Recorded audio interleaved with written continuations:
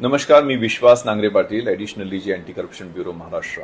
आजकाल cyber criminals लोकांना digital डिटेन्शनमध्ये घेत आहेत. जे व्यावसायिक हाय रिप्युटेशनचे आहेत, मध्यमवर्गीय, उच्च मध्यमवर्गीय महिला यांना टार्गेट करून त्यांना डिजिटल डिटेन्शनमध्ये घेण्याचा नवीन प्रकार सायबर क्रिमिनल करत आहे. याच्या माध्यमातून त्यांचं डिजिटल इंटरॉगेशन केलं जातं. आम्ही ED, CBI, cyber police, Mumbai police, narcotics ब्युरोचे अधिकारी आहेत असं सांगितलं जातं. तुमच्या मोबाईल फोनवरनं, तुमच्या बँकेच्या अकाउंटवरनं मनी लॉन्ड्रिंग झालेलं आहे.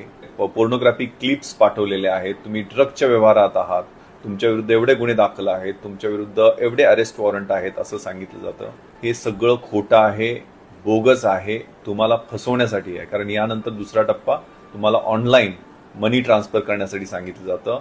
आरबीआयच्या अकाउंटवरती पैसे पाठवा, आम्हाला फंड लिगलायझेशन प्रोसेस करायची आहे म्हणून सांगितलं जातं. तुम्ही आहे तेवढी आयुष्याची कमाई पाठवता आणि फसता. चुकून तुम्ही फसलात आणि पैसे पाठवले तर 1930 या सायबर हेल्पलाईनवरती संपर्क करा किंवा national cyber crime reporting portal cybercrime.gov.in याच्यावरती कंप्लेंट नोंदवा किंवा जवळच्या पोलीस स्टेशनला जाऊन FIR दाखल करा.